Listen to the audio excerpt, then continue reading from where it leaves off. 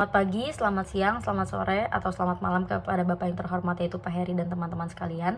Di sini saya ingin mempresentasikan hasil penelitian saya dari kerja praktek selama periode 1 bulan dengan judul usulan perencanaan, peramalan, dan safety stock persediaan spare part adapter menggunakan metode time series pada perusahaan Indo Tambang Raya Megah. Studi kasus ini diambil oleh manajemen Sistem Bisnis Proses atau MSBP. MSBP ini adalah departemen yang mengatur flow kerja dan aktivitas seluruh departemen yang ada di perusahaan dan mengontrol data pada warehouse. PT Indo Tambang Raya Megah ini merupakan perusahaan produsen batubara terbesar di Indonesia yang bergerak dalam bidang produsen, mengeksplorasi, mengekstrak, mengolah, dan menjual batubara kepada pembeli domestik dan internasional. Dan yang dihasilkan dari perusahaan ini yaitu produknya batubara. Latar belakang penelitian.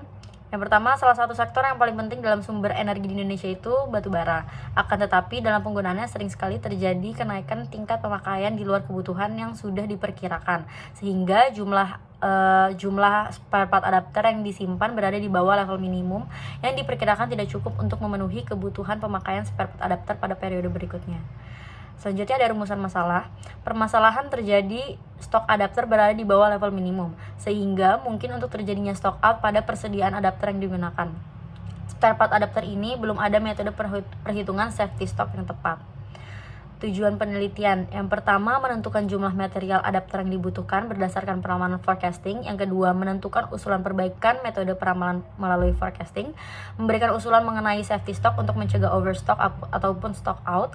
Memberikan usulan mengenai reorder point untuk menentukan kapan waktu yang tepat untuk pemesanan kembali dilakukan oleh perusahaan. Yang selanjutnya ada metodologi penelitian.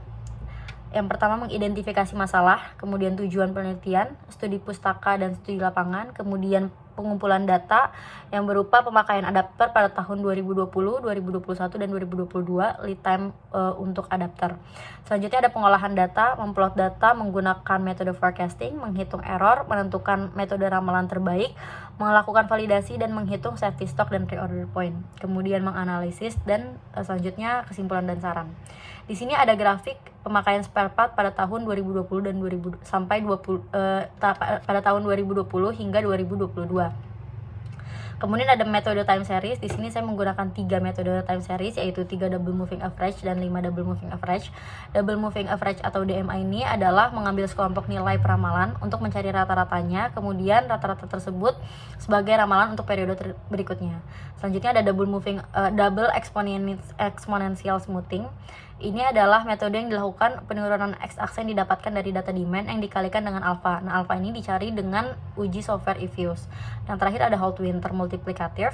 Metode ini digunakan karena setiap musim penghujan itu susah untuk menjangkau persediaan spare part adapter.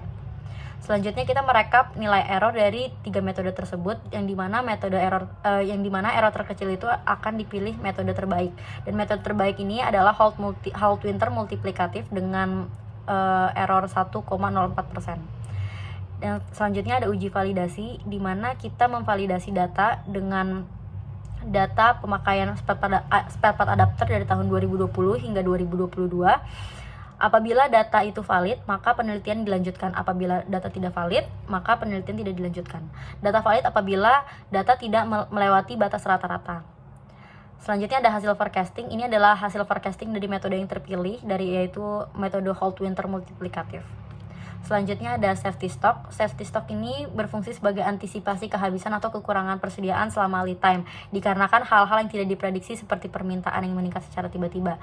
Service level ini digunakan dari 90% dan 95%.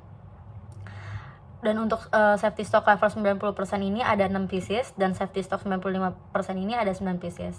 Selanjutnya dari reorder point. Reorder point ini adalah perhitungan waktu pemesanan kembali, atau reorder point ini dilakukan untuk menentukan level berapa pemesanan ulang dilakukan berdasarkan persediaan yang ada. Jadi pemesanan spare part batubara ini kembali dilakukan ketika kuantitas persediaan telah mencapai level 25 pieces apabila menggunakan service level 20 dan 28 pieces apabila menggunakan service level 95. Mungkin sekian dari presentasi saya mengenai hasil penelitian dari kerja praktek ini. Mohon maaf bila ada kesalahan kata. Terima kasih.